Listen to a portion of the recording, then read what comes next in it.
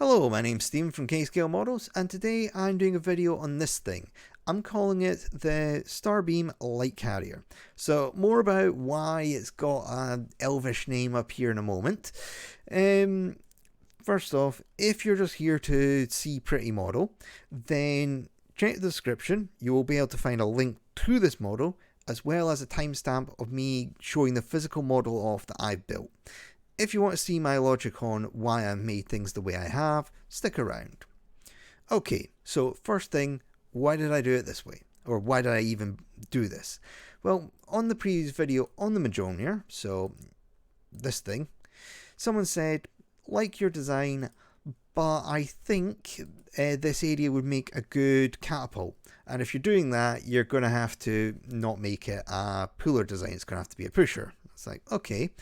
So that's kind of how this thing got born. I made the nozzle at the back and I made a catapult at the front by just removing that area there, extending this down, and yeah, that's that.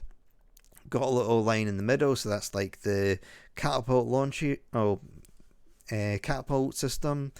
Added a bit to the front there and added these off to the side. These look massive on the model, but remember this is only a couple of inches long, it's tiny. In actual fact, let's just have a look at the overall length. So yeah, that's 68 millimeters, so 70 millimeters, 7 centimeters. Yeah, that's tiny. So yeah, those might look big, but they're not. Going back, we can see that I've got 3 cylinders, so these are the capacitors on the Gundam wing kit. And yeah, so I've only got 3 of them this time rather than the 4 in the Mjolnir, because I needed the bottom area for making a sort of flight deck.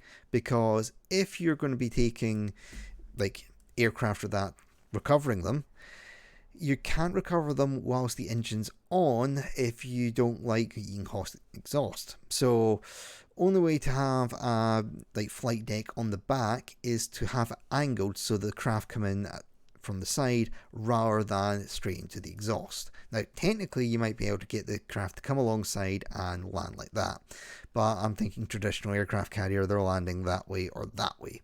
And then there's room at the side, because when I originally did this I just had like 2 crosses that met in a Y shape and then went to this elevator at the front that would then take them down into the hangar area. But then I realised, what if someone misses? These are meant to be the fuel tanks. Yeah, that's going to end well. So I altered it so there was this big plate to cover those bits. So yeah, that's where that came from.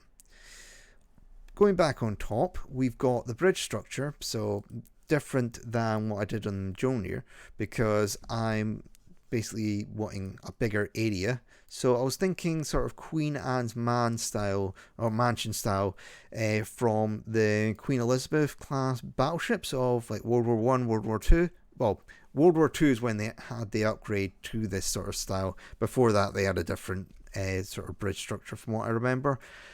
So yeah, that's the logic of why I've made things the way I have. So now I'm going to go and quickly talk about the name.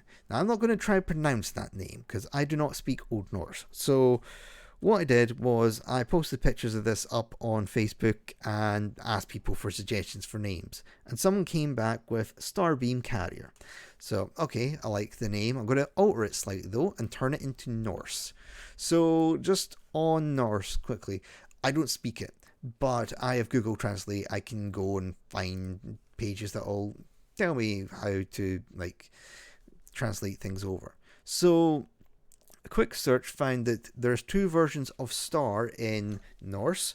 One is my star, which is the top one here, and then there's a star. So that's where the first bit of this comes from. I'm not going to pronounce it. The second, I got beam. Now where was it? Beam of light or staff is that. So get back to this. So this is where the Starbeam comes from. However, with the peculiarities of translation, this could equally be my star staff. because staff and beam of light have the same meaning or the same word attached to them. So yeah, you could easily interpret it that way. So I'm going to choose to interpret it as Starbeam, and say it's a light carrier because yeah, this thing is rather small. It would need to be a bit more bulked out to really be a fleet carrier and have more catapults. But I could do something like that. If you want me to do something like that, just say in the link below. I have one more plan for this design, the Mjolnir sort of one. I'm going to be taking off all the bits that make it into a bridge structure and turn it into a sort of backpack for a Gundam. It'll probably be the Wingdom, just because I've got all the details for the Wingdom backpack and can reuse that. But yeah, I might be able to do something where you can attach it to other backpacks with a bit of alteration. Anyway, for now, I'm going to go over to the physical model and I'll see you there. And here we are with the model. So I'll do a quick spin around. So that's the side. That's the rear. That's the other side. And that's the front. I will actually do a photo shoot at the end where you'll see all this. So, just a quick word on the paints used. I'll zoom out a little so I get all the paints in view. I primed it with just a grey automotive primer, just generic off Amazon. Then I tried to do a bit of pre-shading with orange. As you can see in the previous Fan video, it really came through the blue, so I was trying to replicate that again, but on the grey. It didn't work too well.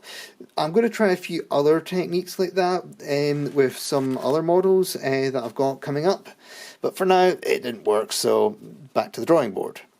So, onto the actual paints used, the ones you can see. So, first, oily silver. So that's all these silver parts, so the capacitors and the rear thruster. Sky grey here. This is there. This is basically all the side and the top. So either side, yeah. Let's put it back in the holder. Basalt grey. That was used for the flight deck here. You can see that. As well as the flight deck at the back. And these two highlights here and here. The final one was the yellow, so flat yellow. Used on the front there and underneath there. So yeah, that is the paints used. Now let me get my holder out the way. So yeah, you can find those on my Etsy store. And now I will bring in the others, because when I'm doing models like this, when I'm needing them for YouTube, I don't just print one, because if I get like partial print failure, then I've still got something to work with. So this is why I printed multiples. Now, just on the resin used, this was made on my Mars Pro 3, and it was made with Anycubic clear resin, because I've been using this stuff for the fan, and I basically just had some of it left over, so here we are. Now, let's just compare it to the previous one, the Mjolnir. So, yeah, they're about the same size. Even with this big blocky bit at the end, it's pretty much the same size. That's kind of intentional, as I was just wanting to make them a similar size so they could be used as like plain pieces for wargame. I believe that most wargaming ships are about this 70 centimeter long or 7 centimeter long, but you will get bigger or smaller ones. So what I'll do now is I will take a bunch of pictures and do a montage of them. So if you like this video, please like, subscribe, all the usual. If you've got any ideas for future builds, please comment below. For now though, thank you for watching.